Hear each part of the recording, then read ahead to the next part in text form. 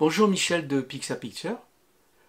Pour ce Mac Photo du mois de décembre, j'ai décidé de vous parler du photographe qui fait la une du dernier magazine de Polka et aussi de nouveaux filtres qui sont apparus dans la dernière version du Photoshop 2022. Allez, c'est parti!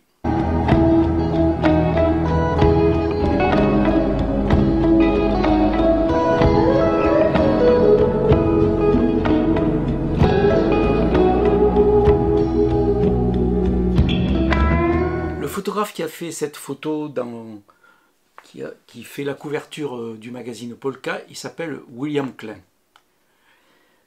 Il est photographe bien sûr, mais aussi cinéaste, écrivain, peintre, graphiste et metteur en scène. C'est un monsieur qui a 93 ans, il est né en 1928 à New York. Il a fait son armée en Europe. Et lorsqu'il a été démobilisé, il est arrivé à Paris, où il était fasciné par tout le milieu artistique, notamment les peintres. Et il est rentré comme assistant dans le studio de Fernand Léger. Fernand Léger, il avait comme particularité de tout s'autoriser, d'avoir aucune règle, de faire ce qu'il voulait, de s'encombrer d'aucun détail, d'aucun interdit. Et ça a marqué profondément William Klein. En plus, après, il n'est pas resté très longtemps à Paris, il est reparti à New York et il a décidé de se lancer dans la photo. Alors comme il connaissait un peu le milieu artistique parisien, on lui avait conseillé d'aller voir Magnum, dans le bureau de Magnum à New York, et là il a rencontré qui? Il a rencontré Cartier-Bresson. Et Cartier-Bresson lui a dit, écoute, si tu veux faire de la photo, il faut que tu travailles avec un Leica, c'est le seul appareil qu'il faut pour faire de très belles photos, donc parce qu'il voulait faire des photos de rue, en extérieur, des photos spontanées. Donc il a acheté un Leica que lui a vendu Cartier-Bresson, et aussitôt, il ne connaissait rien à la photo, aussitôt il est sorti dans la rue, il a commencé à faire des photos, et là, ça ne lui plaisait pas. Il trouvait que l'objectif, l'appareil, il était trop loin, Et il est allé voir Cartier-Bresson, il lui a dit cet objectif-là, le 50 mm, moi ça ne me va pas, est-ce qu'il n'y a pas un truc qui permet de photographier plus près? Alors il a dit, si, il faut que tu achètes un grand angle. Donc il a acheté un grand angle, à l'époque les grands angles sur le Leica c'était un 35 mm, c'était pas ni le fisheye, ni les 12 ou les 15 ou les 20 mm qu'on connaît maintenant sur les autres boîtiers. Et là, il a appliqué la règle de Robert Capa, encore un des créateurs de Magnum, qui disait si ta photo est ratée, c'est que tu n'es pas assez près. Alors lui, William Klein, alors lui, il est allé très très très près. Au point que souvent, ses photos étaient complètement floues. Et il a commencé à faire des photos comme ça en noir et blanc, avec des films, notamment des Kodak Trix, avec beaucoup de grains, là, parce que ça, il ne s'encombrait pas de la technique. Et il a eu une idée, il s'est dit... je ne vais pas me cacher, puisqu'en plus il était carrément, en plus c'est un monsieur qui est assez grand, il a pris une casquette, il s'est mis une casquette sur la tête, et sur la casquette, il a mis un carton comme ça, et sur la casquette, il y avait marqué « Smile ». Donc les gens, quand ils arrivaient, qu'ils le voyaient arriver, avec son appareil photo, ben, qu'est-ce qu'il faisait? Il souriait. Alors après, donc il a fait plein de photos comme ça, de gens à New York, dans la rue, comme ça, qui, quand on le voyait, se marrait. Bon. Il a aussi photographié plein de gamins qui faisaient un peu les imbéciles devant lui, et tout ça. Et donc, il a fait des photos assez extraordinaires, très spontanées. Il a été remarqué par le directeur artistique de Vogue américain, qui s'appelait Lieberman, et qui a trouvé que ses photos étaient extraordinaires, et l'a aidé à en faire un livre. Et c'est là qu'il a fait son premier livre sur New York, qui allait devenir un événement photographique et qui allait quelque part révolutionner la manière de faire des photos, la photographie. Et ce livre, c'est ce livre sur New York. Alors, ça, celui que j'ai là, ici, c'est une réédition de l'œuvre originale, parce que, évidemment, et ce livre a été un tel choc que les Américains ont détesté ce livre. la manière dont on montrait les Américains, dont William Kane montrait New York, ça n'a absolument pas plu. Et William Kane va mettre 40 ans avant d'être reconnu aux États-Unis comme un grand photographe. Et alors on peut voir, vous voyez, par exemple là, on voit par exemple ce qu'il faisait, vous voyez, on voit bien avec sa casquette et son smile là, on voyait les gens en train de se marrer dès qu'ils le voyaient arriver. Par exemple, allez, vous voyez là, les gens se marrent. Voilà. Alors bien sûr, dans ce livre de New York, il y a eu des photos qui sont devenues très très très célèbres, notamment la photo de ce gamin avec un fusil, voyez. Alors vous voyez, c'est à peine net, hein, c'est assez formidable. Donc ce livre, on voit, voilà, vous voyez, je vous montre quelques photos, encore des gamins avec les fusils. Je vous montre un peu toutes les photos. Vous voyez, il ne s'interdisait pas de faire des photos floues, hein. Lui, ce n'était pas son problème. Hein. Ça n'a jamais été son problème. Vous voyez, là, c'est encore flou. Là, c'est assez super, hein, vous voyez, voilà. Alors, le directeur artistique de Vogue l'a toujours soutenu. Et comme aux États-Unis, manifestement, il n'était pas le bienvenu, il a filé à Rome, en Italie, parce qu'il était un fan de Fellini. Et il a fait des pieds et des mains pour essayer d'être son assistant. Finalement, il y est arrivé, Fellini lui a dit de venir sur un de ses films. Et comme toujours avec Fellini, il y avait toujours des problèmes de timing, parce que Fellini n'arrivait jamais à trouver le financement pour faire ses films, donc ça traînait en longueur, et donc William Klein se retrouvait assez désœuvré. Alors qu'est-ce qu'il a fait? Eh bien, il est allé faire ce qu'il avait fait à New York, il est allé faire des photos de Rome, pareil, dans la rue, comme ça, toujours avec la même façon de photographier. Et quand le directeur artistique de Vogue américain a vu ces photos, et qu'il a vu qu'il était à Rome, il a dit, écoute, est-ce que tu serais d'accord pour faire des photos de mode dans Rome, des photos de mode pour Vogue américain. Donc William Kerr a dit ok, et c'est là qu'il y a eu ces fameuses photos extraordinaires. Il a eu l'idée de faire toujours pareil, parce que c'est quand même un photographe de rue, William Klein, de mettre les mannequins dans la rue, sans qu'on sache que c'était des mannequins, sans protection, sans rien, et leur demander de déambuler dans la rue comme ça sur une espèce de passage piéton, là avec des raies, parce que ça correspondait aussi au dessin, au look des robes que les mannequins avaient. Et lui, il s'était mis sur un immeuble en hauteur, caché, personne ne le voyait, et avec un gros télé, il photographiait les filles qui déambulaient comme ça, qui faisaient des va-et-vient. Le problème, c'est qu'à force de déambuler comme ça, les va-et-vient, les mecs à Rome ont cru que ces filles-là faisaient le tapin et étaient des prostituées. Donc elles ont commencé à être un peu embêtées, voire plus que embêtées. La rédactrice en chef de Vogue qui était avec là commençait à paniquer parce que les mecs avaient tendance un peu à se jeter sur les filles, donc ça a fini presque en émeute, mais les photos sont là. Il a fait des photos comme ça. Donc après, ces photos étaient tellement superbes et tellement originales que, toujours pareil, le directeur artistique de Vogue, il en a commandé plein, il en a fait plein de photos, il a fait aussi des photos de personnalités, comme la fameuse photo de Gainsbourg, etc., etc., etc. Après, il a continué avec des commandes. Il s'est dit, puisque j'ai fait New York, Rome, je vais faire Paris, je vais faire Moscou et je vais faire Tokyo. Donc il a fait des reportages dans la rue de Paris, de Moscou et de Tokyo. À Tokyo, il a fait les sumos, il a fait... Alors toujours pareil, il essayait de s'échapper du boulot qu'il faisait pour faire un peu des photos un peu comme il voulait, ce qui ne plaisait pas forcément aux autorités de l'époque, notamment à Tokyo. Ils n'ont pas tellement aimé les photos que William Klein a fait. En France, les photos, il a fait des photos, c'est sans problème, bien que les gens, là, il avait mis là, le carton, il avait marqué souriez, mais la personne souriait. Bon, à Moscou, il a fait aussi des photos dont certaines sont très célèbres, comme la fille qui vient vers lui, comme ça, qu'il appelait avec un bikini, là, qui est une photo quand même assez extraordinaire. Après, dans les années 58, il s'est lancé dans le cinéma. Il était un grand défenseur de la cause noire américaine, et il était fasciné par le Cassius Clay Mohamed Ali.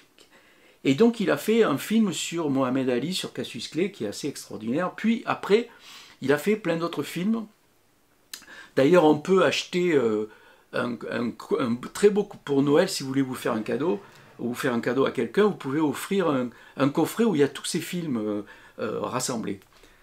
Et il a fait notamment un film sur la mode, puisqu'il connaissait bien, pour se moquer un peu de la mode, et ce film s'appelle « Qui êtes-vous, Polymagou ?» Et alors moi, il y avait la photo, l'affiche de la photo était assez extraordinaire, et je me rappelle avec un copain, un soir, on a essayé à Paris d'aller piquer une affiche dans un cinéma, ce qu'on a fait, et cette affiche est restée longtemps dans ma chambre, cette photo carrément où il n'y avait que du noir et blanc, « Qui êtes-vous, Polymagou ?»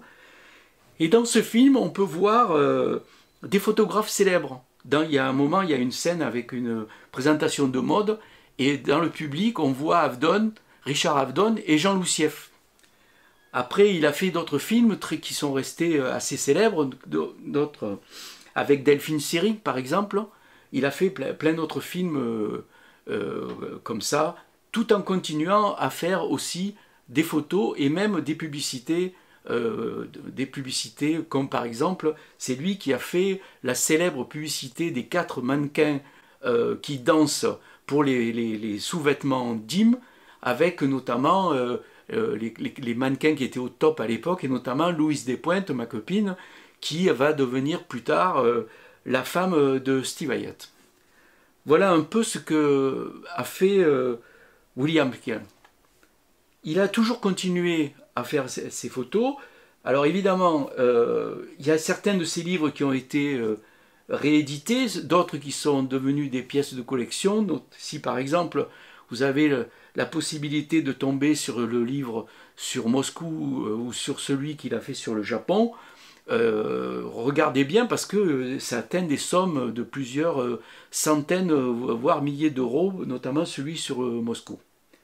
Alors, aujourd'hui, William Kane, il est considéré comme un des plus grands photographes du monde. Dans le livre, là, par exemple, que j'ai ici de chez Flammarion, un énorme pavé, là, ça aussi, vous pouvez vous l'offrir si vous voulez. Les grands photographes, vous voyez, il y en a une vingtaine, là, il est là. Donc là, c'est pareil. Ils sont ici, alors je vais vous montrer, voilà, par exemple, je vais essayer de le lever, voilà, donc là, voilà, William Klein. Je vais essayer de tourner les pages. Vous voyez les fameuses photos de mode qu'il avait fait à Rome, qui ont fait causer une émeute. Ça, c'est les photos qu'il a faites à Paris. Alors, vous voyez, on peut, les gens qui regardent, là, ça sourit pas, hein, c'est pas comme à New York. Ça, c'est les trucs qu'il a fait, les photos qu'il a fait au Japon. Ça, c'est la fameuse photo bikini qu'il a faite à Moscou, etc., etc. Voilà. Ça, je crois que c'est à Paris. Vous voyez, voilà. Alors, ça, c'est un livre qui montre pas que William Klein. Sinon, vous avez New York de William Klein qui a été réédité, qui est aussi un très beau livre. Hein. C'est aux éditions Marval. Et puis vous avez le Paris plus Klein, il est lourd, qui a été publié, voilà, et là, c'est pareil. Alors là, il y a aussi des photos en couleur. Et d'ailleurs, ces livres qui ont été réédités, ça a été aussi sous la direction au niveau de la maquette de lui. C'est lui qui a fait les maquettes, qui a choisi les photos, les cadrages, etc., etc. On retrouve les mêmes photos que je vous ai montrées tout à l'heure. Voilà un peu William Klein. Alors, vous avez le magazine Polka hein, qui vient de sortir avec toutes ces photos dedans, notamment des photos de mode. Parce qu'en fait, Polka a organisé une exposition typiquement sur les photos de mode de William Klein. Hein. Donc vous voyez, on retombe encore sur les mêmes photos. Voilà. Toutes les photos de mode qu'il a faites. Voilà. Et donc vous pouvez aller visiter, vous voyez cette photo, vous pouvez aller visiter cette expo où vous verrez les tirages de William Klein. C'est Klein Fashion, la mode. Voilà. Voilà le portrait de William Klein, un photographe que j'adore. On va passer maintenant à Photoshop. Pour finir ce Mac Photo, j'avais envie de vous parler des nouveautés de de Adobe qui vient de sortir des nouveautés pour Lightroom, Photoshop, Camera Raw. Alors il y en a beaucoup, hein, je vous montrerai ça en plusieurs fois. Mais là, cette fois, j'avais envie de vous montrer les nouveautés qui sont apparues dans les filtres ici, qu'on appelle les filtres Neural Filter. Donc j'ai ouvert une photo d'un cavalier, donc je clique sur Neural Filter, et il a repéré un portrait, c'est pour ça qu'il s'est mis ici par défaut, mais moi, ce que j'ai envie d'essayer, c'est mix de paysages. Donc, vous voyez ici, toutes celles qui sont là, c'est des photos, c'est des options que j'ai déjà téléchargées. Là où vous avez des nuages, vous voyez, ce filtre doit être téléchargé, et pareil pour les... Là, donc il faut, parce que tout se passe avec le cloud. Donc on est dans Mix Paysage, et là, il vous propose soit de transformer les images en fonction de photos qui ont des ambiances précises, soit... Alors, je vous le dis tout de suite, j'ai fait des essais, avec ça, c'est pas terrible. Hein. Enfin, sur cette photo-là, c'est pas terrible. Mais j'ai envie de vous montrer ce que j'ai fait sur ces options coucher de soleil, printemps, été, automne, hiver. Donc, cette photo a été faite en été, et moi, j'ai envie de voir ce que ça aurait donné si je l'avais faite en automne. Donc, je vais cliquer sur automne, je vais pousser le curseur à peu près à moitié. Donc on va voir ce qu'il fait. Alors c'est un peu long, hein, parce que ça passe évidemment par l'intelligence artificielle. On va voir ce qu'il fait. On attend un peu. Il mouline. Voilà. Voilà. Alors vous voyez, le résultat est une véritable catastrophe. Parce qu'en fait, j'ai oublié un truc essentiel. Dès que vous avez un personnage ou un élément comme une voiture ou quelque chose comme ça, il faut... un sujet, il faut cliquer ici « Conserver le sujet ». Donc je clique « Conserver le sujet ». Et là, il recommence. Et vous allez voir, je pense que là, ça va être quand même beaucoup mieux. Parce que là, carrément, le cavalier et le cheval, ils ont disparu au milieu des feuillages. Donc là, on le laisse faire, toujours pareil. Et là, vous voyez, c'est assez formidable. On a vraiment l'impression que le truc est fait en automne. Donc si je pousse un peu, ça va être encore plus. Ça va être, il va faire l'automne un peu plus. Voilà.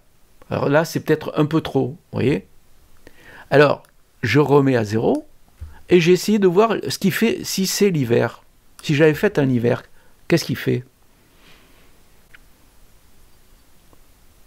Voilà, il est en train de le faire. Voilà. Alors, bon, c'est spécial. Là, on a l'impression que c'est la neige, mais c'est pas mal, là, quand même. Bon. Donc, comme c'est des options qui sont en cours un peu de finalisation, Adobe vous propose, vous voyez ici, êtes-vous satisfait des résultats? Vous faites oui ou non. Si vous faites oui, il y a un message qui va apparaître, je vais le faire, vous voyez, il vous demande merci de vos commentaires, etc., etc. Donc vous pouvez faire un commentaire, ça sera envoyé à Adobe, qui leur permettront de finaliser tous ces thèmes-là. Donc je ne le fais pas, vous voyez. Alors, vous pouvez aussi personnaliser des thèmes, créer vous-même des changements comme ça. Bon, alors c'est un peu des gadgets, hein, mais ça peut être intéressant pour certains trucs, pour des paysages et tout ça.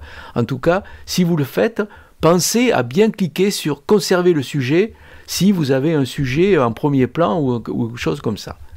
Alors il y a d'autres ici, nouveautés comme flou de profondeur, que je vous montrerai la prochaine fois, qui permet de modifier comme si vous diaphragmez ou changez le diaphragme, c'est-à-dire modifier la profondeur de champ, faire un flou plus ou moins derrière le sujet, etc. C'est assez dingue. Voilà ce que je voulais vous montrer sur les nouveautés, une des nombreuses nouveautés de Adobe 2022. Voilà. Ce Mac Photo de décembre se termine. J'espère que ça vous a plu. Faites de bonnes photos, portez-vous bien, passez de bonnes fêtes, et puis on se donne rendez-vous l'année prochaine, hein, en 2022, pour encore parler de photos et surtout de photographes. À bientôt.